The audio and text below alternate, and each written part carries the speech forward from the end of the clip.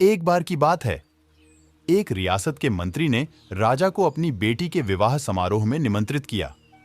जब राजा अपने परिवार के साथ विवाह समारोह में पहुंचा, तो मंत्री उन्हें सम्मान पूर्वक विशिष्ट आसन पर बैठाने ले गए। तो मंत्री यह देखकर बहुत लज्जित हुआ कि एक सफाई कर्मी वहां बैठा हुआ था। उसने सफाई कर्मी को सभी के सामने वहां से उठा फेंका और उसे बहुत डांटा। सफाई कर्मी ने बहुत अपमानित महसूस किया और बदला लेने की योजना बनाने लगा। अगले दिन सुबह वह जब राजा का कक्ष साफ कर रहा था, तभी वह जानबूझकर बड़बड़ाया।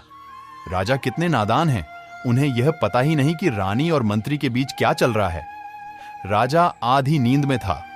यह क्या बकवास कर रहे हो? उसने पूछा। महाराज, मैं पूरी रात सो नहीं पाया, मैं तो नींद में बड़बड़ा रहा था, सफाई कर्मी जवाब में बोला।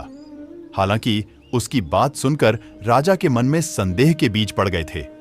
राजा अब मंत्री से चिढ़ने लगा और समय समय पर अपमानित करने लगा। एक दिन तो उसने द्वारपालों से यह तक कह दिया कि वे मंत्री को महल में घुसने ही न दें। मंत्री राजा के व्यवहार से बहुत चकित था, लेकिन कुछ विचार करने के बाद उसे समझ में आ गया कि सफाई कर्मी ही इसके लिए जिम्मेदार हो सकता है। मैंने उसका अपमान किया था और उसी का उसने बदला लिया है। अब मुझे उसे दोबारा प्रसन्न करना होगा, तभी वह राजा की निगाह में मेरा सम्मान दोबारा दिला सकता है, मंत्री ने सोचा।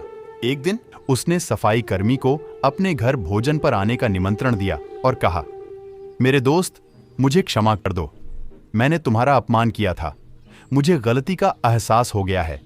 इन सुंदर कपड़ों को उपहार के रूप में ग्रहण करो, चलो मेरे साथ भोजन करो। सफाई कर्मी प्रसन्न हो गया।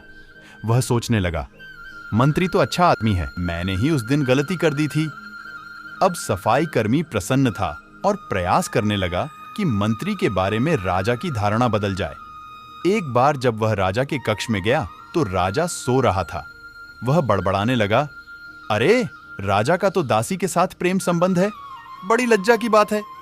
राजा ने उसका बड़बड़ाना सुना तो उठकर बैठ गया। राजा ने सफाई कर्मी को बहुत डांटा। सफाई कर्मी बोला, क्षमा कर दें महाराज, मैं पूरी रात सो नहीं पाया, इसलिए दिन में ही नींद में बड़बड़ा रहा था। राजा को अपनी गलती समझ में आ गई। इस तरह की अफवाह के चक्कर में आकर उसने अपने बहुत अच्छे सलाहकार की अनदेखी शुरू कर दी थी।